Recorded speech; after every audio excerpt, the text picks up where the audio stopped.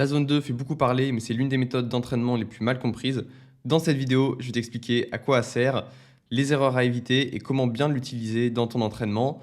Pour ça, j'en ai fait une carte mentale qui me servira de support pour la vidéo. Tu peux la télécharger si tu veux pas prendre de notes et si tu veux suivre plus facilement. Le lien il est dans la description pour voilà, la recevoir dans tes mails au format PDF. Pour commencer, on va parler de ma définition. Pour moi, qu'est-ce que c'est vraiment la zone 2? Alors, c'est une zone déjà où la conversation est encore possible. Jusqu'à là, je pense que tout le monde est d'accord. C'est une zone où on peut rouler en groupe, on peut parler et on n'est pas essoufflé, on arrive à tenir une conversation. En termes de RPE, c'est très important. Moi, c'est une mesure que j'utilise beaucoup à l'entraînement, c'est la perception de la difficulté de l'effort sur une échelle de 0 à 10, 10 étant un effort maximal et voilà, 1, 2 sur 10 étant un effort très très facile, plutôt typé récupération, récupération active, voilà, des séances d'1 heure, 2 heures vraiment faciles. Là, pour la zone 2, on veut viser 3 à 4 sur 10, pas plus. 3 à 4 sur 10, c'est quand même un effort qui demande un petit peu de concentration. On appuie un peu sur les pédales. C'est pas ultra facile, mais c'est facile quand même. Et en termes de puissance, cette zone elle va se situer sous le premier seuil lactate, 10 à 15% en dessous. Donc, allez, 20 à 30 watts en dessous, selon votre premier seuil évidemment. Voilà, à ajuster 10 à 15%, je trouve que c'est une bonne plage. Le premier seuil lactate, lui, en termes de sensation, c'est plutôt du 5 sur 10. C'est pour ça que je préfère qu'on s'entraîne en dessous, parce que pour moi, le seuil lactate 1, c'est une zone qui est déjà un petit peu trop élevée pour les sorties d'endurance de base classiques qu'on fait souvent à l'entraînement, qu'on fait 3, 4, 5 fois par semaine. C'est une intensité qui est trop élevée. Le travail au premier seuil, on va plutôt l'organiser sous forme de blocs, 10, 15, 20 minutes, 3, 4 séries. Euh, mais pas en continu comme on peut le faire avec la zone 2. Petit rappel rapidement pour ceux qui ne connaissent pas forcément le seuil lactate 1, c'est le point, la dernière intensité finalement où on arrive à maintenir un état stable physiologiquement proche des valeurs de repos. C'est-à-dire que, notamment d'un point de vue de lactatémie, en zone 2 par exemple, on va produire assez peu de lactate et la production elle va rester stable. Et dans le sang, finalement, tout le lactate qui sera produit, il va aller un petit peu dans le sang, mais il va aussi être utilisé directement, ce qui fait que quand on mesure la lactatémie, c'est ce qu'on fait quand on fait des tests de lactate, on n'observe pas d'augmentation des valeurs par rapport au repos, parce que finalement, tout le lactate qu'on produit un peu en plus lié à l'effort, on va l'utiliser directement, soit dans d'autres muscles, dans d'autres organes, etc. Donc on observe une lactatémie qui est stable, ce qui fait que physiologiquement, on dit qu'on reste proche des valeurs de repos. Aussi d'un point de vue consommation d'oxygène, alors c'est un peu plus élevé qu'au repos forcément, mais on reste aussi assez stable et assez bas. C'est une intensité qui, d'un point de vue, voilà, d'un point de vue nerveux, d'un point de vue vraiment physiologique, c'est de la basse intensité. Et le premier seuil, on va le mesurer du coup avec le lactate, c'est la dernière intensité finalement avant que la lactatémie augmente. Donc avant qu'il y ait une activation de la filière glycolytique. La filière glycolytique, c'est l'utilisation des glucides pour produire de l'énergie. Elle est toujours active, elle est toujours activée, hein, même au repos. Mais son activité va augmenter au fur et à mesure que l'intensité d'exercice augmente. Et il y a un point à partir du moment où voilà, elle va commencer à vraiment augmenter sa contribution parce que l'effort va commencer à devenir de plus en plus intense. Et ça, c'est après le premier seuil lactate. Et c'est justement là qu'on observera des valeurs de lactatémie qui augmenteront, donc quand on prend les mesures dans le sang, qui vont rester stables, c'est-à-dire qu'on peut faire un effort au premier seuil sur les intensités au-dessus du premier seuil, finalement entre les deux seuils, entre le premier et le deuxième seuil, c'est là qu'on arrive à tenir une lactatémie stable dans le temps. Donc voilà, on fait 1 heure entre les deux seuils, on sera peut-être à 3 millimoles par litre de lactate dans le sang, mais on va le tenir dans le temps, il n'y aura pas de dérive. Alors que si on fait un effort au-dessus du deuxième seuil, par exemple, il y aura une dérive. On va commencer peut-être à 4 millimoles, après 10 minutes, on sera à 5, après 6, 7, etc. jusqu'à l'échec, jusqu'à ce qu'on soit épuisé. Et quand on est en zone 2, là, voilà, on va tenir une lactatémie du coup beaucoup plus faible. Ça sera autour des 1 à 2 millimoles. Alors là, c'est des valeurs individualisées. Mais 1 à 2 millimoles par exemple de façon stable, donc des valeurs qu'on peut aussi avoir au repos. Vous prenez votre lactate quand vous vous réveillez le matin, vous pouvez être à 1,5 ou 2 millimoles, c'est tout à fait normal. Donc ça, c'est important dans la définition de la zone 2, c'est que c'est vraiment une intensité qu'on peut soutenir dans le temps, sans dérive physiologique, où on génère peu de fatigue. Et du coup, c'est une intensité qui permet d'accumuler beaucoup de volume. Et ça, c'est le facteur numéro 1 de la progression pour moi en cyclisme, ça reste le volume d'entraînement. On a besoin d'accumuler des heures et on ne peut pas le faire à n'importe quelle intensité. On ne peut pas accumuler 5 heures d'entraînement en zone 5.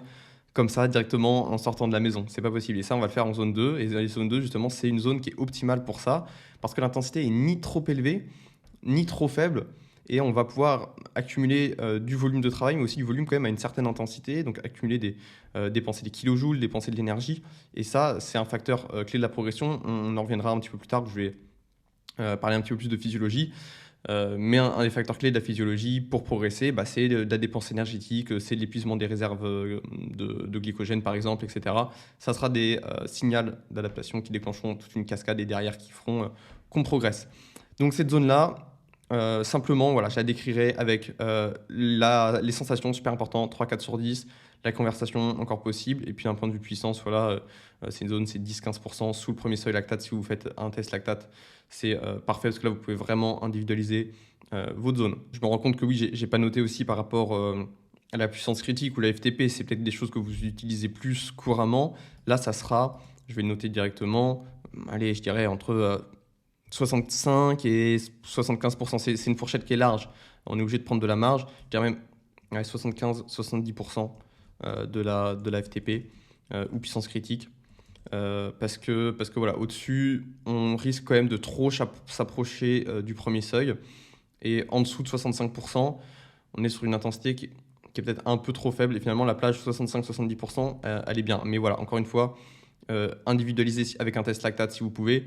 Sinon, ça sera le RPE qui devra guider l'intensité de vos sorties, plus en soi que la puissance. Enfin, il faut trianguler, il faut prendre un petit peu tous les paramètres, mais surtout, n'oubliez pas les sensations. Les erreurs classiques, justement, c'est s'entraîner à une puissance trop élevée. C'est de viser le premier seuil sur ses sorties endurance. Et le premier seuil, c'est quand même vraiment la limite haute, finalement, de la basse intensité. Donc, ça veut dire que si on flirte à la limite tout le temps, on risque peut-être de la dépasser parfois, selon le contexte environnemental, selon pas mal de choses. Moi, je pense que ça n'en vaut pas le coup. Je pense que c'est un peu trop dur. Alors, surtout quand on monte en niveau. Imaginez, voilà, vous avez un premier seuil à 300 watts. Vous ne pouvez pas faire toutes vos sorties d'endurance à 300 watts tous les jours. La dépense énergétique est bien trop élevée et voilà, l'effort nécessaire est trop important. Sur le long terme, ça ne vaut pas le coup. Vaut mieux mettre un petit peu moins de watts sur ces séances-là. Donc voilà, ne vous entraînez pas trop fort aussi du coup par rapport à la FTP puissance critique. Faites le calcul sur vos sorties endurance. Et prenez pas forcément la puissance moyenne de la sortie parce que ça va être dépendant aussi des descentes, toutes les portions où vous n'allez pas pouvoir mettre beaucoup de watts. Donc 65-70%, c'est bien les portions où vous roulez vous prenez un relais, vous montez un col, la portion voilà, la puissance que vous tenez pendant ces sorties-là, mais pas la puissance moyenne. Parce que là, pour le coup, en puissance moyenne, alors selon où vous habitez, c'est vrai que si on habite sur une zone, un pays tout plat, effectivement, on a la puissance moyenne qui sera peut-être proche de ça, mais voilà, sinon, on n'y arrive pas. Moi qui habite en montagne, c'est pas possible de faire, enfin, il faut que je roule vraiment très fort dans l'école. Et je roulerais justement trop fort, et ça serait pas productif. Deuxième erreur, c'est de ne pas s'écouter. C'est de justement viser peut-être une certaine puissance, mais pas prendre en compte les sensations. Et pour moi, le RPE, ça reste quand même l'indicateur numéro 1 sur ce type de séance-là. On le sent. Moi honnêtement, dès les premiers coups de pédale d'une sortie, j'arrive à savoir si je vais pouvoir être sur le haut de zone 2 ou si plutôt il faut que je sois un petit peu plus conservateur. Je le sens si j'ai de la force ou pas. C'est comme ça. Je pense que vous devez apprendre aussi à le ressentir. Parce que ouais, si on force avec un RPE qui est au-delà de 4/10, pareil, ça fait des séances qui sont trop dures. Ça n'en vaut pas le coup. Et finalement, les sensations, ce qui est bien, c'est que ça prend en compte un petit peu tout. Si vous êtes un petit peu fatigué en ce moment, votre RPE va être naturellement un petit peu plus élevé sur le vélo, un peu moins bien dormi, ça impacte aussi le RPE. S'il fait chaud, s'il fait très froid, j'ai pas l'impression pour le coup. Mais c'est vrai que voilà, la chaleur notamment, ça a quand même un impact physiologique assez important. Il faut réduire ses puissances quand il fait très chaud. Et dans ce cas-là, utiliser le RPE pour guider ses sorties endurance, pour moi, c'est une des meilleures solutions à condition voilà, de bien savoir s'écouter, plutôt d'être conservateur, ne pas se mentir et essayer de vouloir en rajouter, etc. Ça vaut pas le coup. Ça ne s'oppose pas à la haute intensité. On n'est pas là en mode oui, moi ma méthode c'est zone 2, point, et je fais que ça. Ou voilà, c'est de se dire que la zone 2 c'est la zone miracle, c'est mieux que la haute intensité, ou c'est vraiment la zone qui va me faire progresser. Non, c'est pas le cas. Les deux sont complémentaires. Alors c'est certes une grosse majorité de votre entraînement doit se faire à basse intensité, je dirais entre 80 et 90% si vous regardez le temps passé dans chaque zone d'entraînement à la fin d'une semaine, à la fin d'un cycle de travail, à la fin d'une année. Voilà, vous devez vous situer entre 80 et 90 selon votre volume. Forcément, plus vous vous entraînez beaucoup, plus ça sera important. Parce que, euh, parce que oui, 10% de 30 heures par semaine, c'est énorme. Donc, du coup, naturellement, avec l'augmentation du volume, on va pas forcément beaucoup augmenter le volume à haute intensité, on va surtout augmenter le volume à basse intensité. Donc, vous devez voilà, vous rapprocher des 90%, je dirais, quand vous faites 20 heures ou plus d'entraînement par semaine, et plutôt être autour des 80 si vous faites une dizaine d'heures ou un petit peu moins. D'un point de vue physiologique, c'est pareil, les deux sont complémentaires. Et sur les adaptations qu'on recherche avec l'entraînement en endurance, notamment l'angiogenèse, qui est la création de nouveaux capillaires sanguins au niveau du muscle, donc qui permettent d'amener plus d'oxygène, d'apporter plus de nutriments, etc. Et la biogenèse mitochondriale, qui est la création et l'adaptation des mitochondries dans vos muscles. Et les mitochondries, bah, c'est les centrales énergétiques du muscle. Clairement, c'est là que la filière énergétique la production d'ATP qui permettront la contraction va pouvoir avoir lieu. C'est là quand vous allez utiliser les glucides, les protéines, les lipides, etc. Donc c'est super important, c'est là que vous pourrez utiliser le lactate et tout. Donc il faut vraiment des mitochondries très efficaces et ça c'est un facteur clé de performance en endurance. Ces deux adaptations-là, on peut les avoir avec de la haute intensité, mais aussi avec de la basse intensité. Et ça utilisera juste deux voies d'adaptation différentes.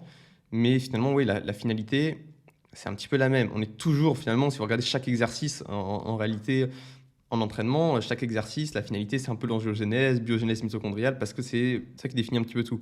Il y a une étude notamment, celle-ci, je vous mets le PMID, vous pouvez le taper sur Google si vous voulez, vous retrouverez l'étude. C'est une méta-analyse de mémoire qui avait voilà, repris beaucoup d'études pour justement voir quel entraînement était le plus efficace et quelles étaient les finalités voilà, de chaque entraînement.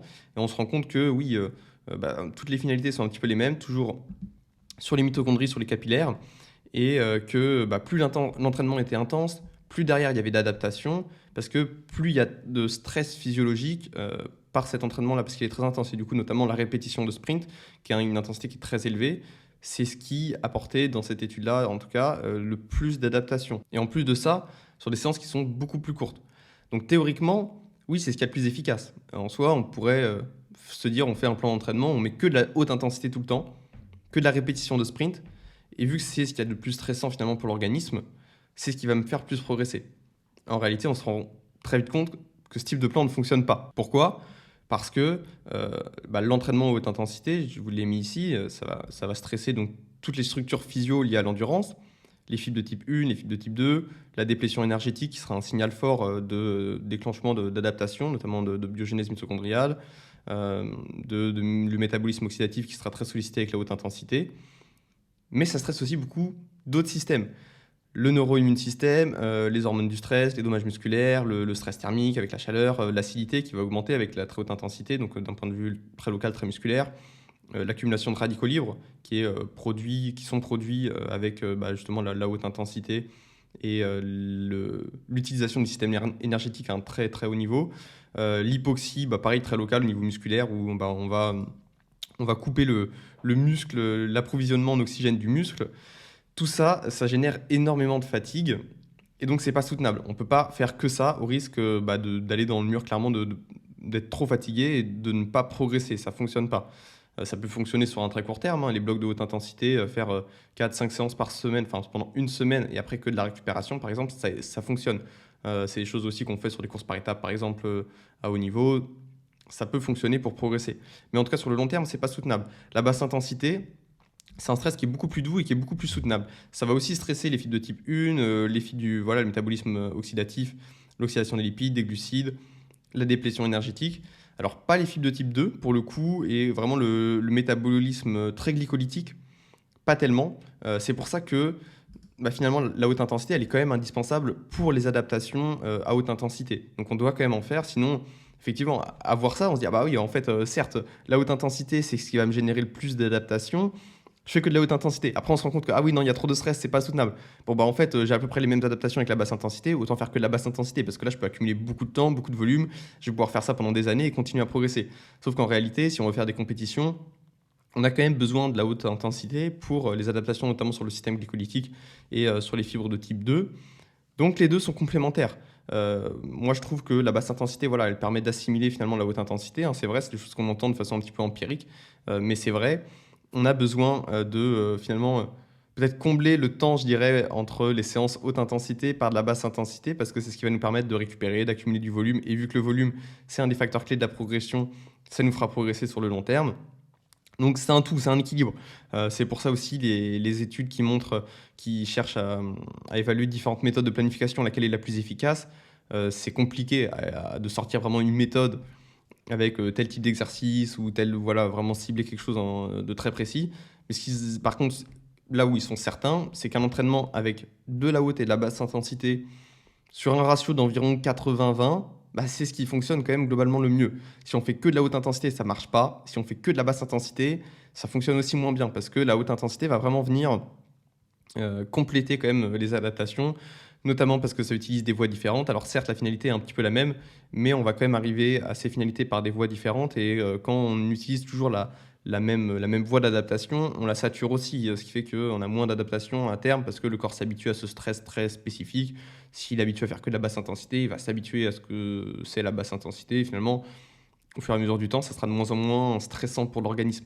Alors que si tous les mois, on change de cycle d'entraînement, et c'est notamment ce sujet que j'ai abordé dans ma précédente vidéo sur les cycles d'entraînement, sur ma vision de la planification d'une saison et la structure d'une saison. Si on change régulièrement, on va aller chercher des stress différents, des voies différentes et à terme, plus d'adaptation. C'est pour ça que c'est important de travailler un petit peu sur toutes les intensités à l'échelle d'une saison. J'espère que c'est clair. Voilà, si ça vous intéresse d'aller un petit peu plus loin, encore une fois, il y a cette étude-là qui est vraiment super intéressante sur les adaptations physiologiques en fonction des différentes intensités, etc. Je vous conseille si ça vous intéresse. Euh, Dernière erreur, c'est d'arrêter toutes les sorties groupes. C'est pas parce que vous voulez viser exactement votre zone de zone 2 que vous devez absolument rouler tout seul et vous isoler, et voilà, etc. Je pense que pour le long terme, c'est pas forcément une bonne chose. C'est important quand même de s'entraîner à la bonne intensité. Donc ça veut dire que si dans notre groupe, tout le monde est beaucoup plus fort que nous et que ça nous force à rouler beaucoup plus haut, bah, ça vaut pas le coup. Faut essayer de trouver une solution. Soit faut, voilà, si c'est un groupe qui roule bah, justement à une intensité qui est trop faible, ou si vous habitez dans une région toute plate, aussi le problème des sorties groupe, c'est que dans les roues, parfois on est très loin. On est très loin des 65% de FTP puissance critique, des fois on est à 40%, quoi. Et là, pour le coup, effectivement, c'est vrai que c'est quand même pas ultra efficace. Euh, donc voilà, encore une fois, je pense que c'est un équilibre. Il faut faire des sorties groupes, voir du monde, etc. C'est cool. Le vélo, il faut en profiter. C'est un sport qui se partage. Moi, c'est quelque chose que j'adore dans le vélo. Donc je ne me verrai pas faire toutes mes sorties tout seul pour cibler exactement ma zone de zone 2. Pour autant, voilà, je pense qu'il faut aussi en faire pour que ça soit bah, vraiment bien optimisé. Alors qu'on habite à la montagne, c'est un petit peu plus pratique parce que finalement, dans l'école, bah, tout le monde dans le groupe va pouvoir pédaler à la bonne intensité. Encore faut-il que tout le monde ait à peu près le même niveau parce que voilà, s'il y a quelqu'un qui monte le col beaucoup plus fort que les autres et que les autres s'accrochent et qui sont plus en zone 2, ça marche pas. Donc voilà, faites attention à ça, gardez quand même cette notion en tête d'équilibre et de ne pas voilà, se contraindre à tenir cette puissance zone 2 de façon stricte tous les jours sur toutes vos sorties. Je pense qu'à terme, c'est pas forcément la meilleure solution parce que c'est quand même assez exigeant mentalement. Et bah, pour tenir sur le long terme, c'est un sport qui demande quand même beaucoup d'heures d'entraînement. Donc pour tenir sur le long terme et continuer à faire peut-être plus de 10 heures d'entraînement par semaine pendant des années, il faut y prendre du plaisir aussi. Alors on prend du plaisir sur les sorties zone 2. Moi personnellement, j'adore. Voilà, je vais cibler une certaine intensité. Je vais essayer de faire la courbe la plus plate possible. Je vais rouler vite. J'aime ça. Mais faire que ça, ouah, je trouve que c'est un peu dur. Donc voilà, encore une fois, question d'équilibre et accepter bah, de rouler peut-être parfois un petit peu plus fort ou un petit peu moins. Si vous avez justement un peu de marge, tant que vous ne dépassez pas le premier seuil, en théorie, ça va. Et tant que vous n'êtes pas à plus de 5 sur 10, ça va. Mais voilà, attention, attention. En conclusion, je dirais que vous devez adapter votre volume en zone 2 selon votre temps disponible. Ça, c'est aussi un truc qui n'est pas toujours bien individualisé. Effectivement, vous avez beaucoup de volume d'entraînement, vous avez beaucoup de temps disponible. Vous pouvez baisser un petit peu l'intensité sur vos sorties zone 2 parce que tout revient à la question du stress. Je l'ai abordé ici, les adaptations sont un petit peu les mêmes. Ce qui va vraiment déclencher plus d'adaptation, c'est s'il y a beaucoup de stress, vous voyez. Alors, sur les séances d'endurance, si l'intensité est un peu plus élevée, on va générer plus de stress. On va épuiser plus rapidement, par exemple, nos réserves énergétiques, et ça, c'est un facteur important pour déclencher le signal adaptatif. Si on s'entraîne à 230 watts en haute zone 2, ça sera plus rapide que si on le fait à 180 watts. Donc, pour ça, si nos séances en zone 2, notre temps disponible est plus faible, on peut monter un petit peu l'intensité justement pour aller chercher plus rapidement les adaptations physiologiques. Si par contre on a beaucoup de temps disponible, on peut réduire un petit peu l'intensité sur ces sorties-là parce que voilà, à la fin, on arrivera à peu près sur le même stress. Et si par contre, on fait très haute zone 2 sur un gros volume d'entraînement, ça peut être un peu trop dur. Alors, si on récupère bien, etc., encore une fois, c'est à individualiser. Peut-être que ça peut passer sur vous, peut-être que ça ne passera pas, il faut adapter. Mais du coup, plutôt, si on prend le problème dans le sens inverse, si vous avez peu de temps d'entraînement, n'hésitez pas à vraiment monter sur le haut de zone 2, voire s'approcher du premier seuil, en étant prudent encore une fois. Mais si, mettons, que vous faites que des sorties d'1 heure en semaine, bah oui, là, essayez d'optimiser vos sorties pour être sur le haut de zone 2, parce que vous voulez maximiser les adaptations derrière et vous voulez vraiment être sur le top de cette zone-là qui est très fine finalement et qui nous permet de maximiser le stress physio pour le moins de fatigue possible. C'est justement tout l'intérêt des séances en zone 2, c'est que ça génère peu de fatigue physio, mais qu'on a quand même une charge d'entraînement qui est importante, parce que si on est à 230 watts, 250 watts, bah, c'est pas rien physiologiquement, vous allez quand même dépenser de l'énergie, et dépenser de l'énergie, ça sera ce qui générera derrière les adaptations physiologiques. Donc voilà, adapter. Et ouais, ne pas hésiter à vraiment optimiser vos séances, c'est-à-dire que vous sortez de chez vous, vous roulez directement sur votre intensité zone 2, il n'y a pas d'échauffement, il n'y a pas besoin, il n'y a pas de retour au calme ou de récup active à la fin de séance, il n'y a pas besoin non plus, c'est vraiment du début à la fin. Vous roulez en zone 2, strict, haute intensité, vous essayez de faire un parcours, vous pouvez rouler dans les descentes, vous pouvez vraiment maintenir cette intensité en continu sur vos sorties. Et vous verrez que ça peut vraiment, vraiment vous faire progresser un cap. Moi aussi, c'est quelque chose que j'aime faire sur des sorties, des fois même plus longues, du coup, pour le coup, parce que voilà, moi, je vais faire généralement des sorties de 3-4 heures.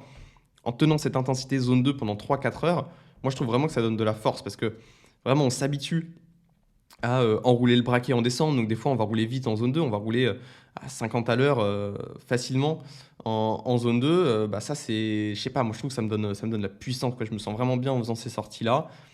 On le fait pendant toute une sortie, pendant 4 heures, ouais, c'est quand même dur. Et justement, du coup, c'est un autre conseil que j'ai envie de mettre dans mes conclusions, c'est de faire attention en période compétitive. Donc, quand vous enchaînez les courses, ou même pas forcément quand vous enchaînez les courses, mais vraiment vous êtes très proche des courses, il faut faire attention parce que ces sorties-là sont quand même fatigantes et je trouve que ça génère de la fatigue, on le ressent dans les jambes. Donc ne pas hésiter à baisser un petit peu l'intensité pour faciliter la récupération quand même sur les sorties endurance, pas rajouter trop de charge parce que quoi qu'il arrive avec les courses, vous avez déjà beaucoup de charge. Encore une fois, ça dépend aussi de votre niveau, des courses que vous faites. Voilà, moi je fais des courses de 4 heures, voire plus des fois même pendant plusieurs jours. Donc c'est vraiment fatigant. Je rentre la semaine, je suis un peu cramé quoi. J'ai mal aux jambes. Ça sert à rien d'en rajouter une couche sur la zone 2. Autant rouler un petit peu plus facilement. Ça me permettra quand même d'accumuler du volume. Et le volume, pour moi, c'est un des facteurs clés de la progression. Et c'est un truc que j'ai envie de mettre en top priorité. Donc, je diminue l'intensité. En soi, en termes de stress physio, bah, j'aurais peut-être, voilà, je pourrais augmenter l'intensité et rouler moins. Mais moi, je pense que ça vaut un peu plus le coup, pour le coup, quand même, de faire un peu plus de volume, quitte à baisser un peu l'intensité. Et sur la saison des courses, vraiment, c'est ce que je vous conseille. Clairement, on peut se cramer vraiment à cause des séances zone 2, ça serait dommage. Gardez votre énergie pour les courses et pour les séances intenses en période de compétition. Ça n'empêche que si vous vous sentez bien, que vos compétitions durent peut-être 1h30, 2 heures, vous pouvez faire la zone 2 en semaine, vous sentez que vous récupérez et tout, il n'y a pas de souci, vous pouvez. Mais voilà, ne pas hésiter quand même à varier selon la période de l'année. L'hiver, faire plus de zone 2, plus strict sur vos sorties parce que vous récupérez mieux, il y a moins besoin de faire des séances très intenses, il n'y a pas les courses, les dépassements qui vont vous fatiguer. Moi, c'est ce que je fais personnellement, je vais faire beaucoup de zones de l'hiver. Et en saison, je diminue un peu et je suis peut-être un peu plus polarisé. Je ne sais pas si ça vous parle en termes de méthode d'entraînement, mais je suis peut-être plus, voilà, quand même plus basse intensité en endurance. Je vais faire quelques séances de haute intensité et mes courses, et ça s'arrête là en termes d'entraînement.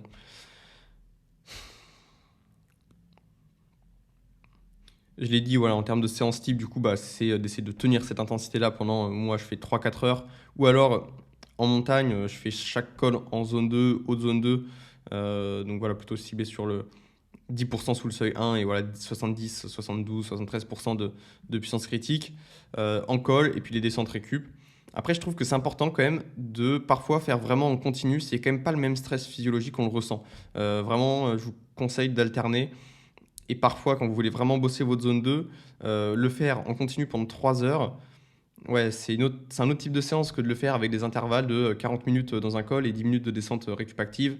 C'est pas la même fatigue non plus. Donc, important de bien le faire parce que moi, je trouve aussi en course, bosser cette intensité-là en continu, ça m'aide parce que finalement, moi, je regarde mes watts moyens en course. Je suis pas beaucoup plus haut que la zone 2, hein. Généralement, sur moi, mes courses de 4 heures, je vais faire 230, 240 watts moyens. C'est des choses que je peux faire à l'entraînement si je fais une sortie de 4 heures en zone 2, stricte, sans descente.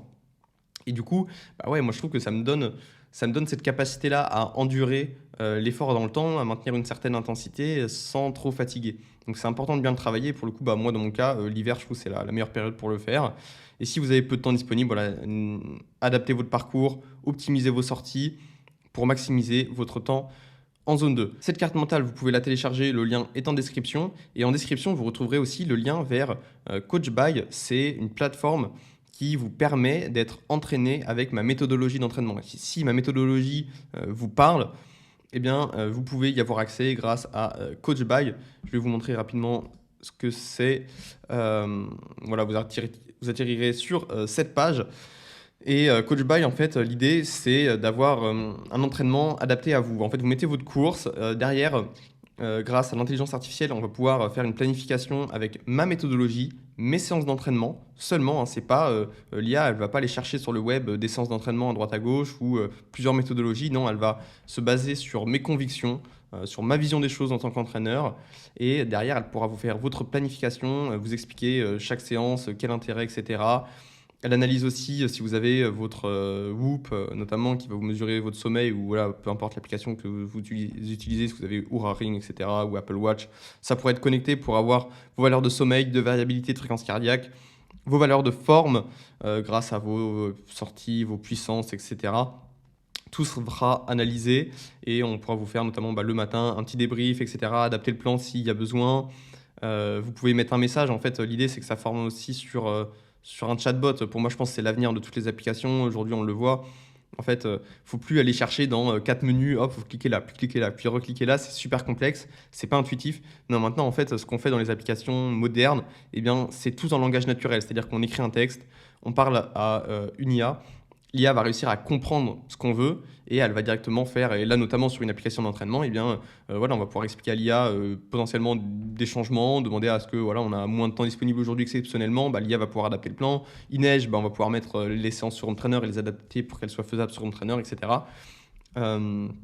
Et tout ça est connecté à intervals.icu pour l'instant. Ce sera connecté plus tard peut-être à d'autres plateformes. Et du coup, on récupère aussi donc, vos séances d'entraînement, les séances que vous avez fait avant. L'IA va même pouvoir du coup analyser tout votre passif finalement, les puissances. Et du coup, peut-être que vous n'avez pas besoin de faire de test de puissance parce qu'elle va pouvoir détecter automatiquement votre puissance critique, la rajuster.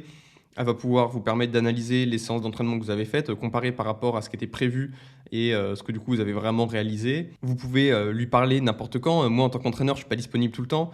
Clairement, oui, à minuit, je vais pas répondre à mes athlètes. Quand je suis sur le vélo, je peux pas leur répondre aussi. Donc vous, quand vous êtes sur le vélo, peu importe l'heure à laquelle vous roulez, par exemple, vous pouvez mettre un message et demander qu'est-ce que je fais, comment j'adapte mon plan. Le matin, par rapport à votre sommeil, etc., vous lui envoyez un message, ça peut adapter. Par rapport à la météo, etc., ça adapte. Et ouais, tout ça. Honnêtement, moi je trouve que c'est impressionnant. C'est beaucoup plus puissant presque qu'un vrai coach humain. Le tout en gardant ma méthodologie. C'est-à-dire que voilà, l'IA, elle va pas se nourrir de tout le web pour faire ce plan-là. Et avoir, pour moi, je pense qu'il fait vraiment progresser quelqu'un, c'est d'avoir une méthodologie claire, un truc structuré avec un objectif, etc. Et s'y tenir. Après, pour ça, moi je trouve que c'est vraiment l'outil parfait. Donc si ça vous intéresse, le lien, il est dans la description. Et puis n'hésitez pas à vous abonner pour suivre mes prochaines vidéos avec mes conseils sur l'entraînement. Ciao!